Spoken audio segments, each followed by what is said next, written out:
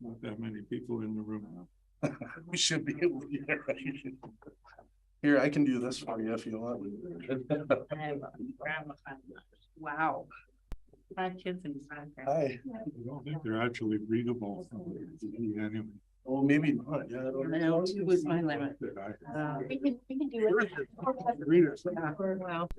Oh, but a lot of work when they were little. Well, the 3 There's a lot of human. 70s. Play Yeah. when we get. Yeah. My other one died after all years. Do you want? Oh, those are about the same Daughters size. have kids, so that's where the 5 grand came from. My 3rd daughter is. Watching hockey. No, you don't really have watching hockey on the 17-inch TV. No, that would be yeah. Really even see And nobody else is just after the like, first few inches. which was like, ooh. Saturday it was hockey. Oh, good.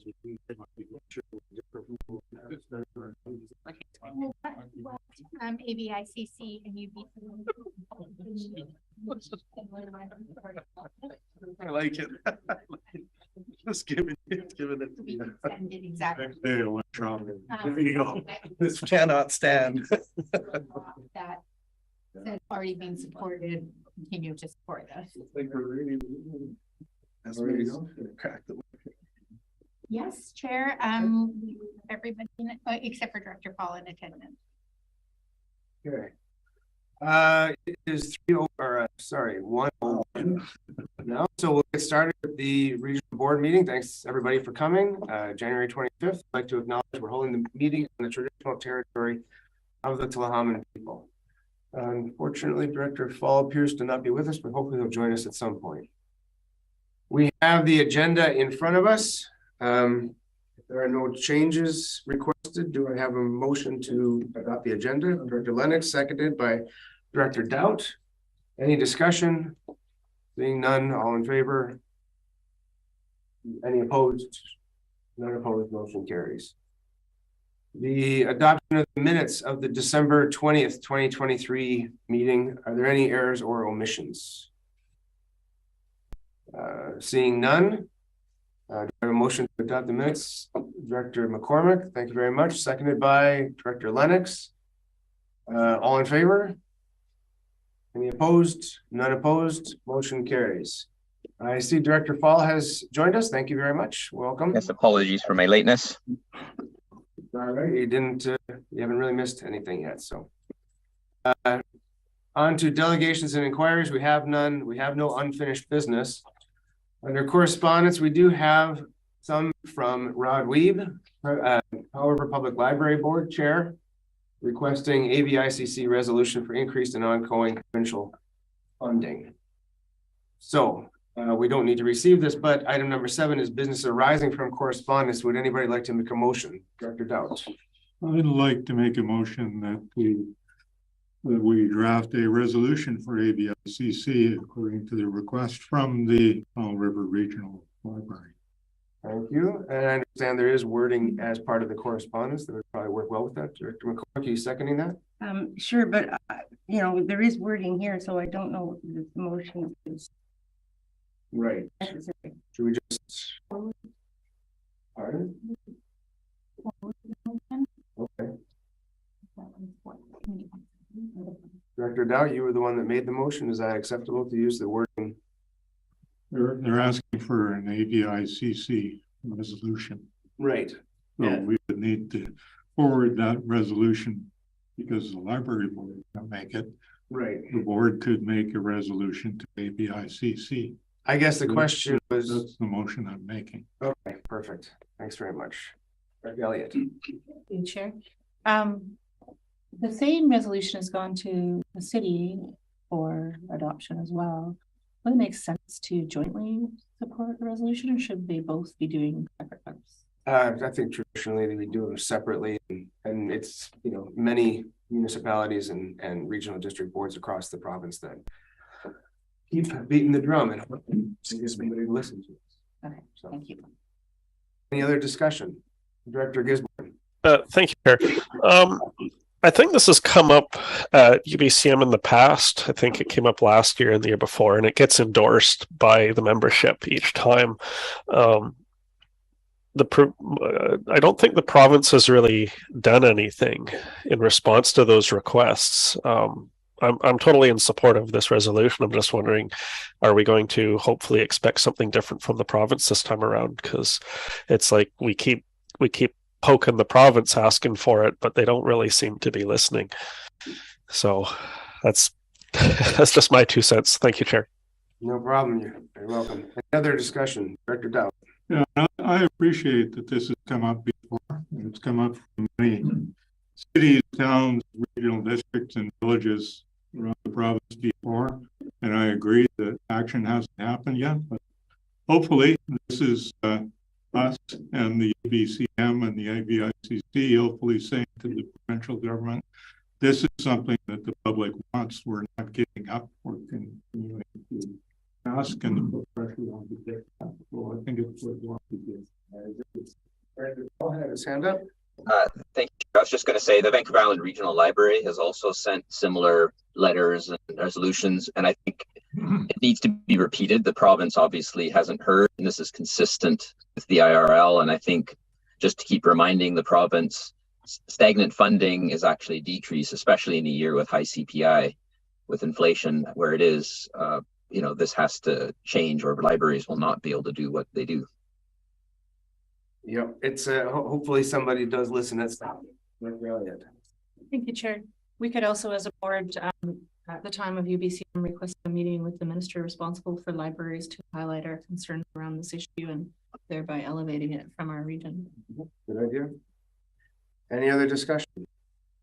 Seeing none, all in favor of the motion? Any opposed? None opposed. Motion carries. Just one second, we Sure. need to start the recording. Going back. Recording in progress.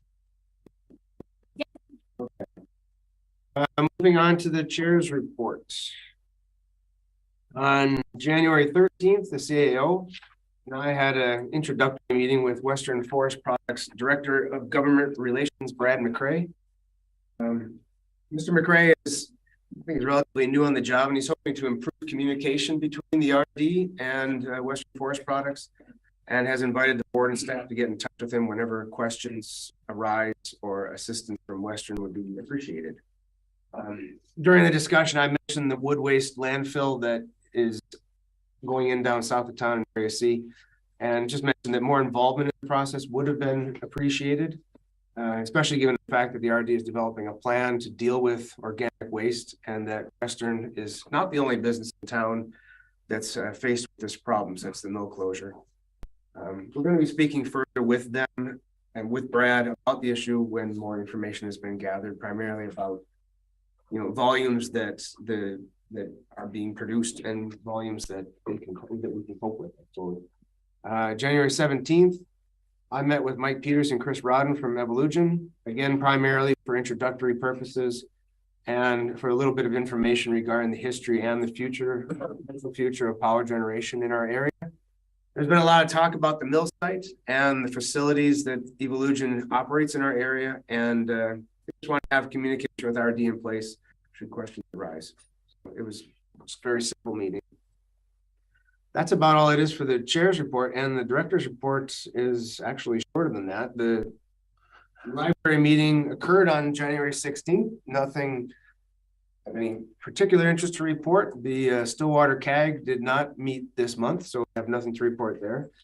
Other than that, it's been quite quiet. There's a lot of regular activities happening down at Lang Bay Hall, including cribbage, euchre, yoga, dancing, us, and the Lang Bay Friends, but they had no special events. I guess everybody's a bit tuckered out after a very busy November and December. The gym at the community house, and the community house at Kelly Creek School are available. And Chief Keever at the MVFD, the fire department, has reported that they responded to 242 calls in 2022. So I'd just like to put up thanks to Chief Keever and all the volunteers at MVFD for all the great work they do keeping us safe. And I also want to recognize the people at Lang Bay Hall and at Kelly Creek School community association, I should say, for everything they do to make our community a better place. You're here. So, moving on, Director Elliott, you have a report for us. So we had a meeting at the, I'm trying to remember the name of the group. It's my new group with, with the climate action for the region. What do we call it? What's its formal name again?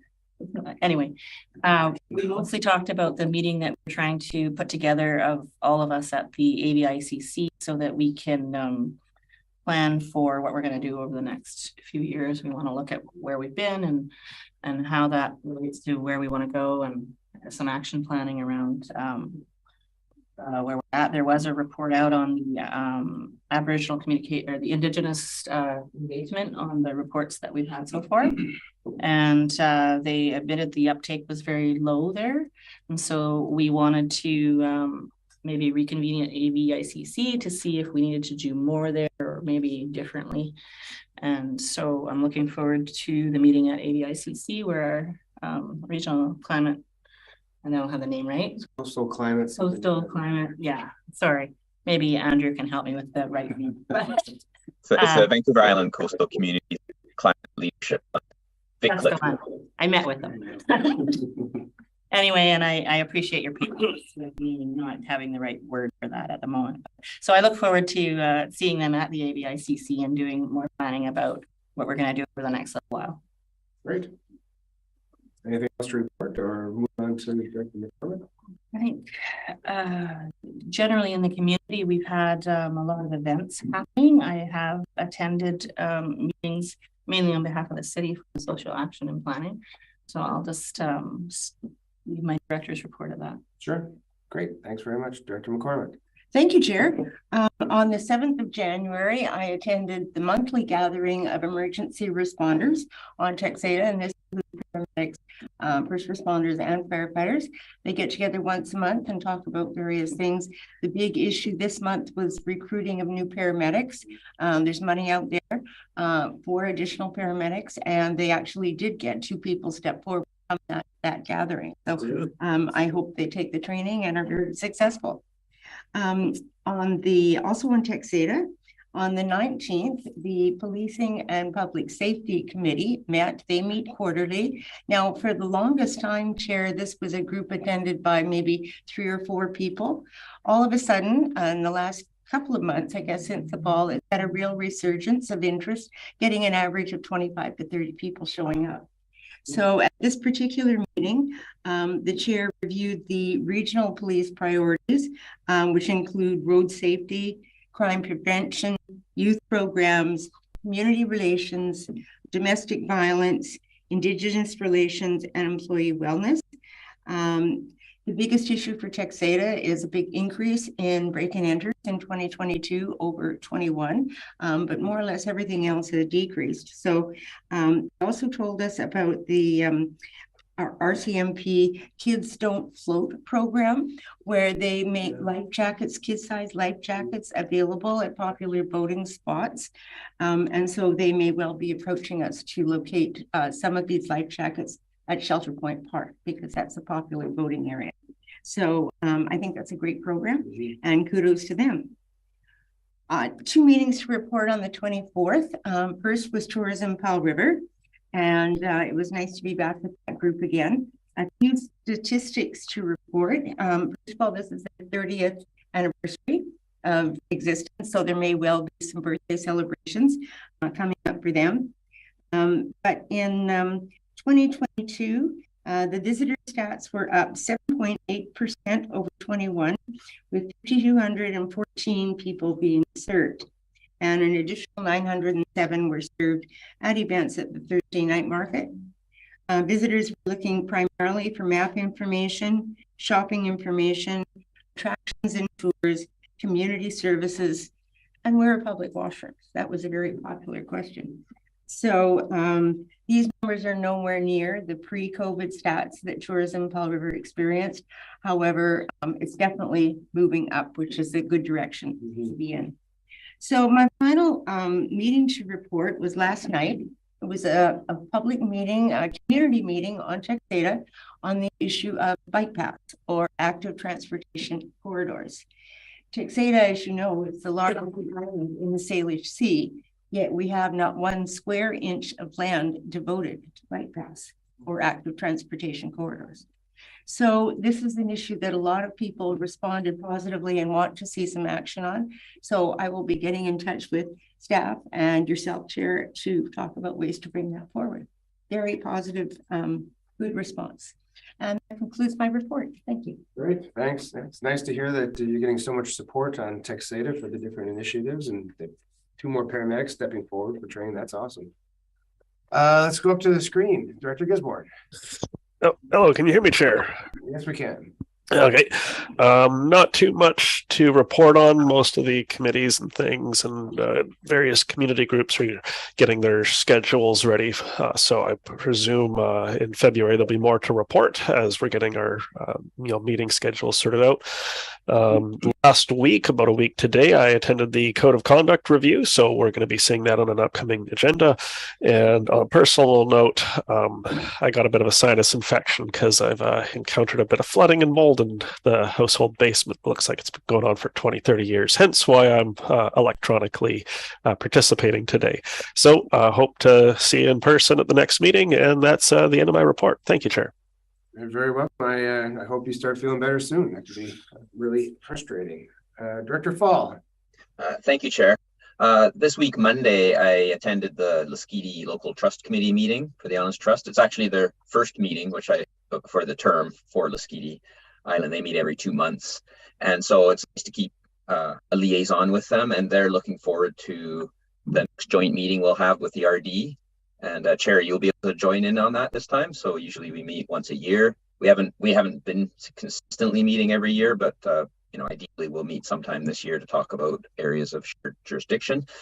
At that meeting, one of the issues that came up, one of the residents was there complaining about TELUS outages. TELUS, and I keep getting emails since the last time we dealt with this. So I'm not going to ask anything of the board right now, but we may receive letters and we'll see how things go. I'm trying to help people, encourage them to contact TELUS and let them know about the letter we did write, which TELUS actually acted on very quickly, but it kind of runs out of punch if we just keep sending letters. So hopefully that will get a bit more mileage than 3 months. And related road conditions, we're going to be receiving letters from residents. The road conditions on Lasqueti are terrible again. They were terrible. We received some letters. The contractor brought over a grader. There wasn't even a grader on the island. It seemed to grade the roads. They were great for a month, and then the grader was taken off the island again. So the road contractor is not actually doing what they should be doing. And so there's been, people are directing, or the idea is to direct people to send their complaints to the operations manager and to the contractor, but I get CC'd. QRD administration will get CC'd. We'll see some on our agenda probably next month, but hopefully that gets resolved by MOTI and that we don't have to send a letter because that's their job. This Saturday upcoming is the Vancouver Island Regional Library AGM, so I'll be going to that in Nanaimo. We'll be electing a new chair because unfortunately our previous chair wasn't re-elected. So in November, so it's October, I guess it's already a few months. So we'll be electing a new chair. And finally, I'd like to end this by thanking staff for providing the historical summary of the Resource Recovery Center in the FYI part. We won't really be talking about it, but I found it fantastic for myself to review and catch up on things I wasn't around for and seeing the extensive work. And I think it'll really help interested members of the public who want to see what actually has happened over time and how it's evolved, because it's a big project, and I think that is a very useful document. Thank you. Thank you. And sorry to hear that you have the ongoing problems of road maintenance and house service over on Lasqueti. Director Lennox. Yes, I'm nodding as well. Yeah. Thanks, Chair. Quite a few things actually. Area A is a busy area these days. I've had AVICC, the Association for Xavier Island Committee, new board reached out, and we had a virtual meeting. Really nice to meet again new folks in these roles. That committee's been engaged for quite a while. They're reinvigorated. We talked a lot about the upcoming OCP and obviously them identifying issues. So a great start. The involvement piece is really underway in Area A, including Savory. The code of conduct training was good. I'm glad we was able to attend that. I went to the Lund Community Society meeting again this month, and they're doing some bang up work on spreading information about the proposed improvements to the Northside Community Recreation Center, and I also wanted to compliment staff and on the information that's available on the website, and everything is there for people, and it's been really nice for me to be able to say just one click and we can answer those questions. And there's also been follow-up questions from a couple of community members about our reserves and how those work. And again, I was educated, and great answers. So thanks for that. They also have members in the community moving into the area from other parts of the province and the world, and they are joining society and they're active in the community. So really good to see young folks doing that. Daycare is maxed out, and they're there's a super demand. People are having kids, which is great. The yoga and all the activities, just like the centers that we see in other areas, are very active. I am part of the Lund Waterworks District Advisory Committee, and that committee again met and explored many ideas.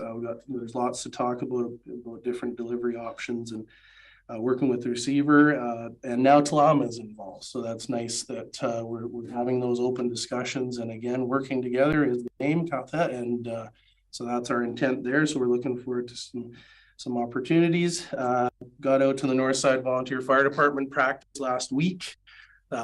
That's my crew, so I know all those folks. What I introduction to myself, there's a couple of people that didn't know me. Just information sharing again, just they're part of our community, and I echo some of the comments.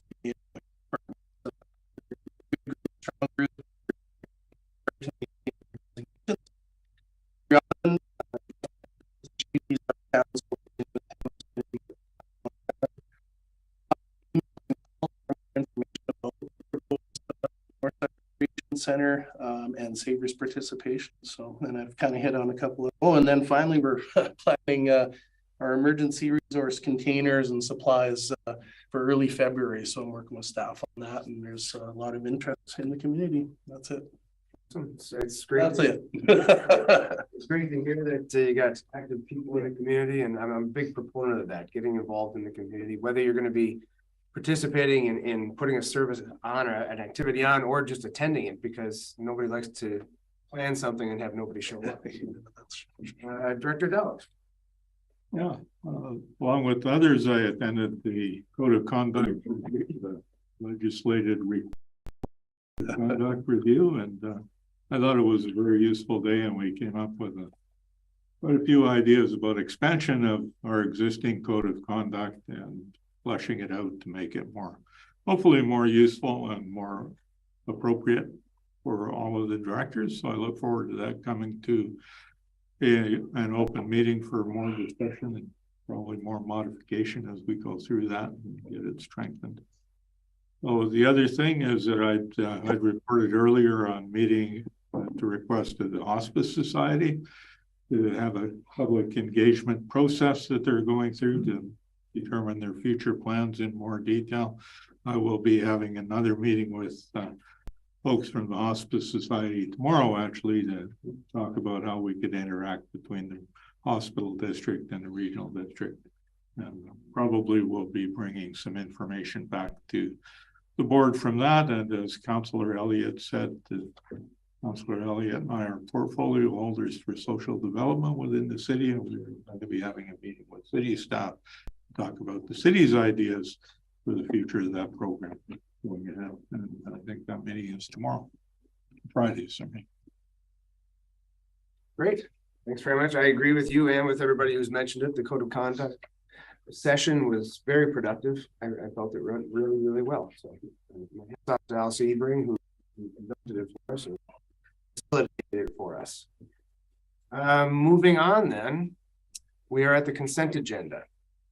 Is there anything that anybody would like to have removed from this consent agenda? Seeing no hands, do I have a motion to adopt move the consent agenda, I guess. Director McCormick, seconded by Director Elliott. Any discussion? Seeing none, all in favor? Any opposed? None opposed, the motion carries. So that takes us all the way down to 11. Resolutions removed from consent agenda, none. 12, resolutions, none.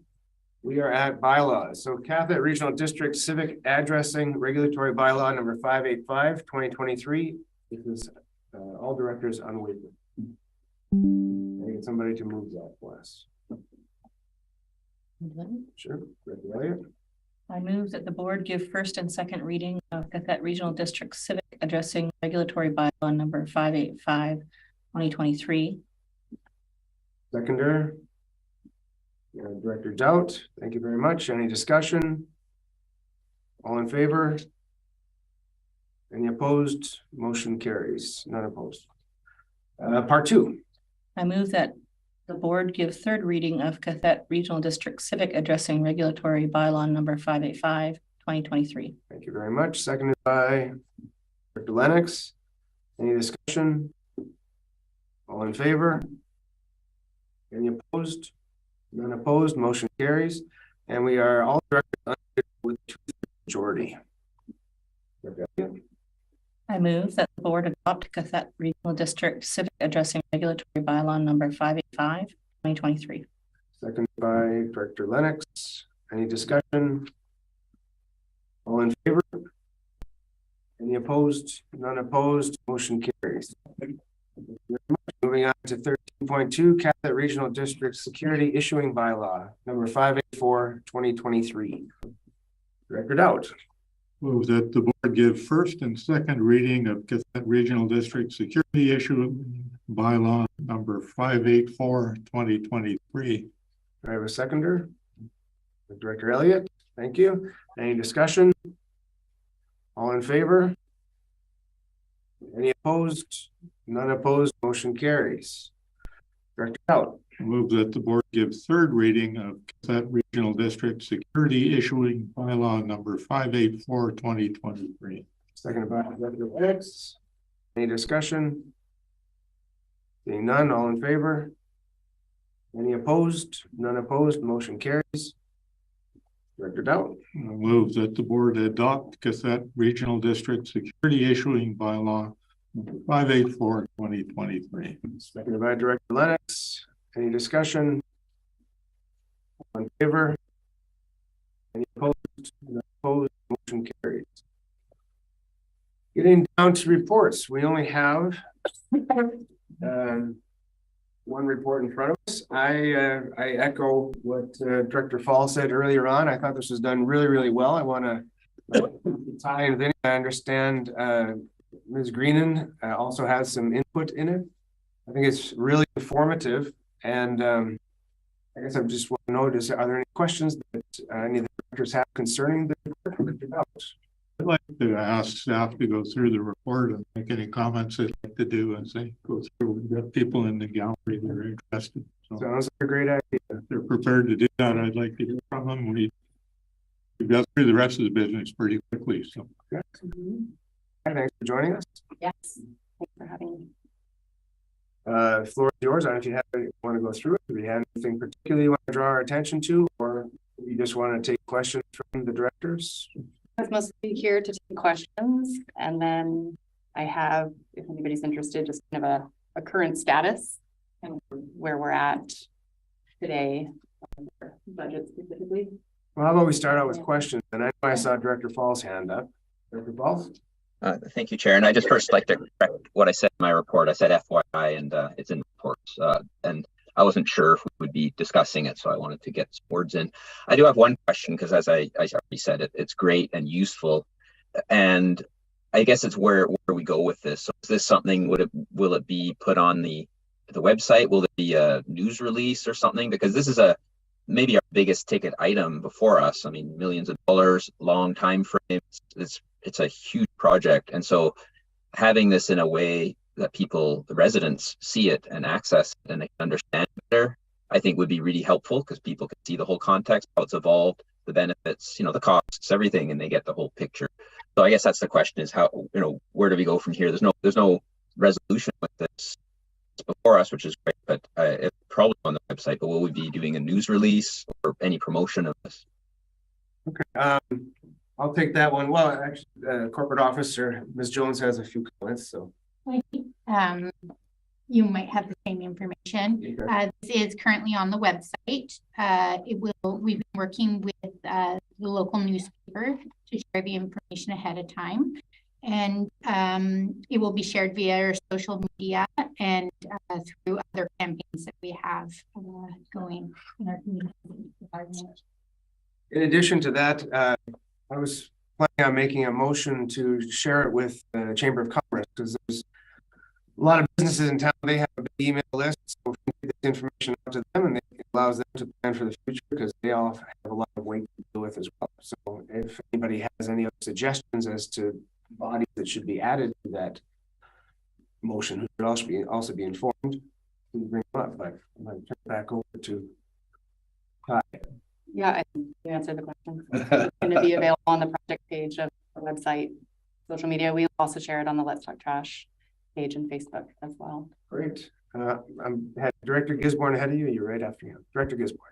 Oh, thank you. I'd like to thank staff for this report. It really helps compile years and years of history and other reports all into one readable document, because going through the whole closure plans for the general public, it's a lot. So my question is,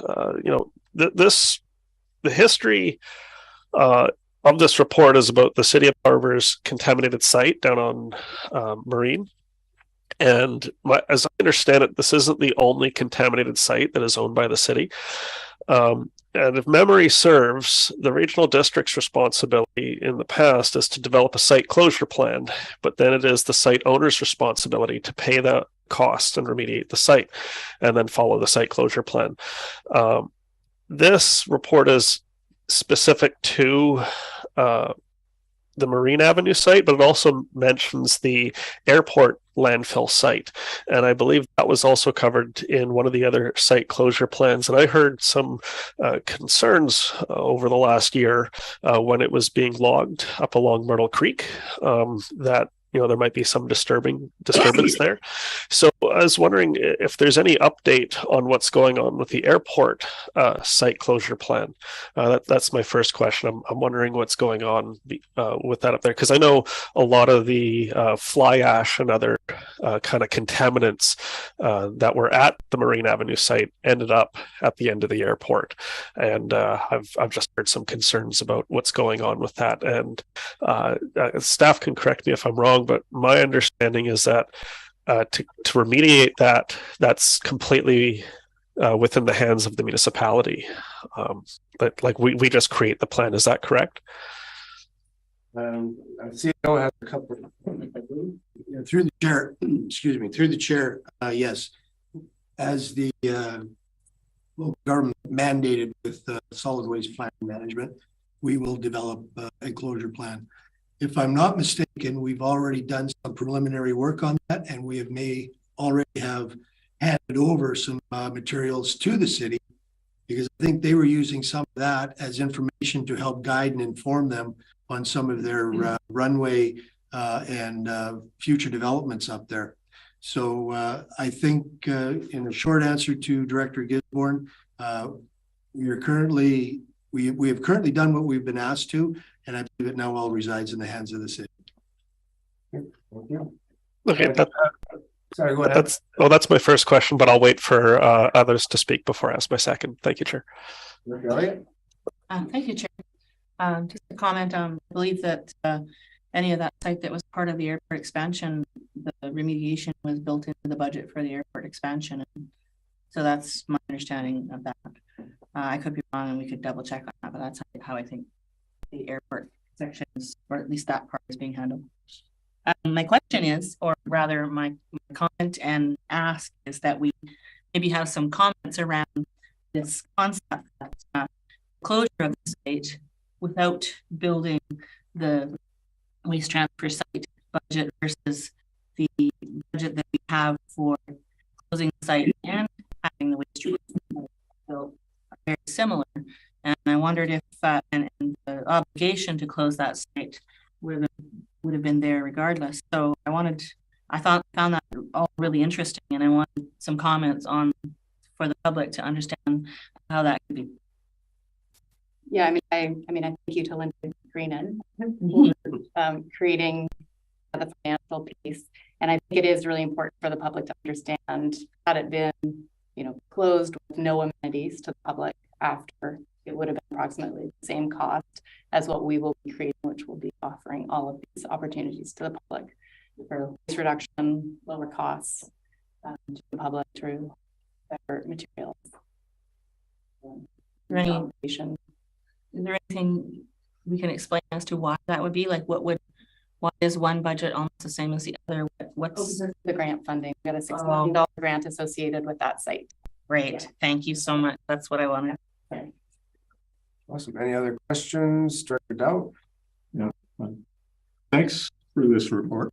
I think we'll go back just make some comments, if that's okay, Chair. As when you look at the whole project, I think it's absolutely right that the cost of simply closing and remediating that piece of property would have cost as much as the entire project is costing the taxpayers right now. And what we get is, instead of a reclaimed piece of land and nothing else, we're getting a reclaimed piece of land, a recycling facility, something that hopefully is going to make it easier to get to zero waste, and is going to come in at a very reasonable amount, no more than the cost of simply reclaiming the property. I think that's really important. I think from all the reports I've heard, that another key to the cost was that we were able to reuse a lot of material that was reclaimed on the site. So rather than bundling all the used material or all the previous waste into trucks, wrapping it in plastic bags and exporting it somewhere else to be somebody else's problem, we found appropriate environmental uses for the materials on the site, which is reduced overall cost. And I think I'm right about that. I want to say thank you to all the people that have been involved in it. I have one question. I always have a dollars and cents question. My impression is the regional district is still applying for grants or waiting to hear back on more grants to help reduce the cost. And can you give us any idea about the progress on those, or when results might be expected? I know we're still waiting on one on the transfer station building that was supposed to be here at the end of January, but maybe Linda, she has any updates? Sure. Thank you, through the chair. No, unfortunately, I don't have any updates on that grant. We expected that we would hear by the end of January, so we're just waiting. We haven't had any inkling that that the announcements are imminent. Okay, thank you. Director Gisborne, are you still with us? Yep, I'm still with you. Oh, there you are. Okay, we lost a couple of screens here. So you have another question? Yeah. First, one of the topics that's been brought up is the difference between option 3 and option 4. Option 3, which is to just close the site and have everything shipped to Rabanco landfill in Washington State, which costs relatively the same as building this resource recovery center. So there's some big differences between option 3 and option 4. And as memory serves correctly, very similar to the airport closure plan situation, is a contaminated site for Ministry of Environment is the responsibility of who owns the site. So option 3, and please correct me if I'm wrong, yes, it would have been very high costs, but it would have been borne by the municipality who owns the site. And option 4, which is going the route of the Resource Recovery Center, is roughly the same cost, but it's being borne by the entire region, so the municipality and the electoral areas.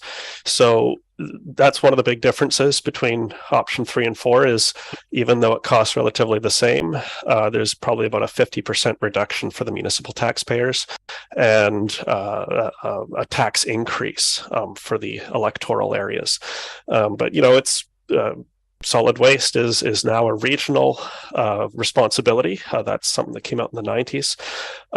My question, though, on moving forward with option 4, is operational costs. Because right now, you know, I think we're having Augusta deal with our solid waste. And when we get this resource recovery center up and running with all of its amenities and all of its benefits, do we have any estimate on like the annual operational cost to run this facility? Is it going to be less than our current solid waste management, or comparable, or potentially even higher?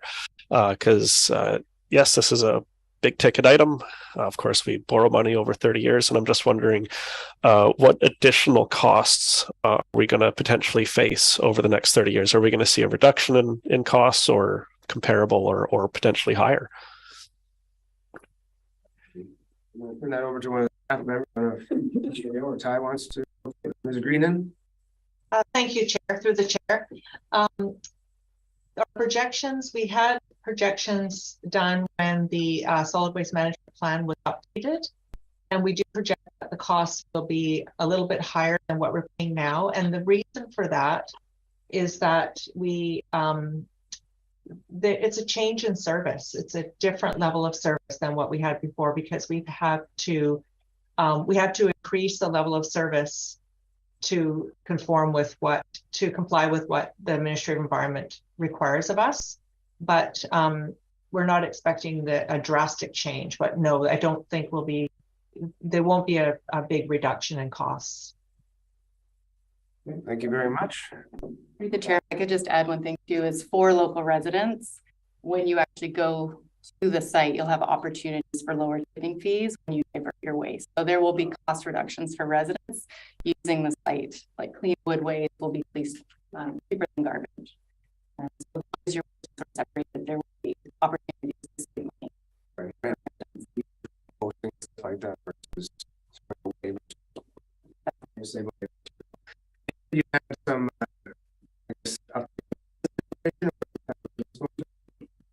it was just for interest, is going to update you that current status, we're about 50% tender. So means locked in prices for the civil works and for the EPR building, which is the recycling building and the transfer station building. So those are concrete and steel structures. So those costs are locked in. The civils included the access road, laying water mains, and sanitary. So that was kind of considered the riskiest part of the budget, because you don't know what you're going to dig up at a site like that. So that's all good news. And then the remaining approximately 45% of the budget has been estimated by NKM, who's the construction management team. So I just thought that would be a good thing to share. All right. Moving forward. If we've kind of come to the end of it, I guess I'd like to make the motion that we share this with Chamber of Commerce. The Chair, before we close, I just want to remind everybody that this presentation, or this document, is before you based on a motion that you made at the December 2022 board meeting. And so staff have been diligently working on that since then. And I just want to applaud staff for all involved in that, for putting together such a great report. And I think it's mindful to, I guess, know some bit of comfort that the region is going to acquire a state-of-the-art asset. This is all over and said and done, and one that will lead us towards zero waste. And I think that is a step in the right direction, because no matter how you look at the numbers, I think you will find that the RD's investment in this far outweighs the exponential or the inflationary factors of just simply sealing and then leaving that site dormant and sterile for your community. And so I think we're on the right path, and we're now in the very near future going to be the controllers of our destiny with regard to solid waste management. CEO, Chair, if you allow me just one more comment, I want to say thank you to staff for doing this report. If I recall correctly, I'm the one who made the motion. That would be good. Frankly, I've been on the board for more than 4 years now, but it's taken me a while to understand all of the history and the development of the project, why we were going here, where we were going, and how much it was all going to cost and what the benefit was. So it's good to see that all together.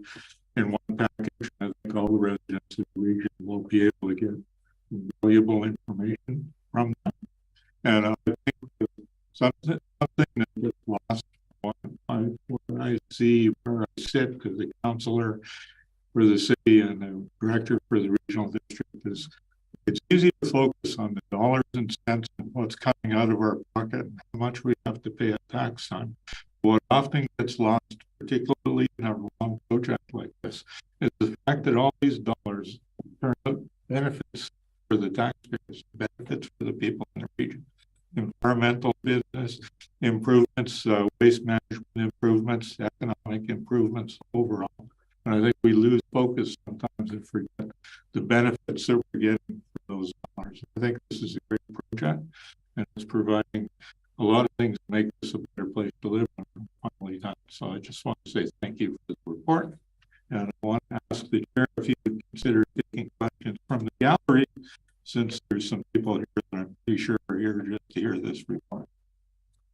Yes, I mean, we don't have a motion. We can wait till first question period for that, I guess. It'll be appropriate time for it. This is right after this. Right after the. Yeah, so. I'm just going to add to that because I want to, being the new person and not having the history, it did get the intent of the motion, because that was for people like me and Director Elliott to get up to speed, and I'm certain I wouldn't have had the full picture unless I hadn't had something like this. So thank you very much. Accomplish the objective. We've got to that point, but now I will make the motion that we direct staff to share this with the Chamber of Commerce, the hopes that they'll share with their membership. Seconder, Director Elliott. Any discussion? Seeing none, all in favor? Any opposed? Motion carried. None opposed, motion carried. So no new business. So now we are on to question period. So anybody in the audience or Mr. Belinsky, if you're online. Any questions? I am online, Chair. Thank you very much. I don't have any questions at this time. Okay, thanks very much. We have a proposed closed session. For us? I'll give it a go here.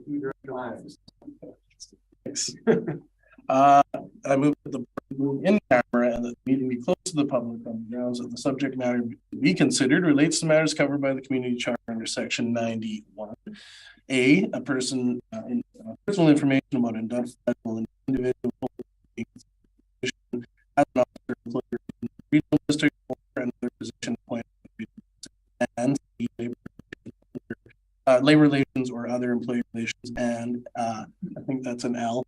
Discussions with regional district officers and employees respecting regional district objectives, measures, and progress reports for the purpose of preparing an annual report under section 98, the annual regional district report. And finally, and the consideration of whether a board meeting should be closed under a provision of this subsection or subsection 2. Thank you. Do I have a seconder? Director Second. Powell. Any discussion? None. All in favor? Opposed? Opposed? Motion carries. We're going in camera.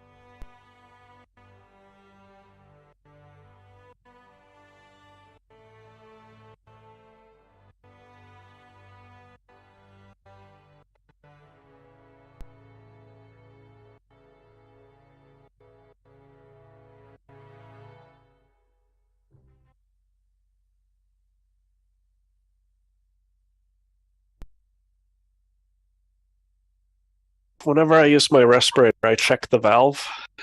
So I was dealing with that moldy basement. I checked the valve, it was working. And then when I went to use the mask again the other day, I realized that the valve was broken. So when I was... I'll hook you up. I got a bit of PPE in my car. Because I was like, how did I get the sinus infection? My mask. So back in open session, everybody. So we have a Horizon report. I would like to directed staff provide QRD Fire Department members with mental health support through the PATH program. That's PATHS.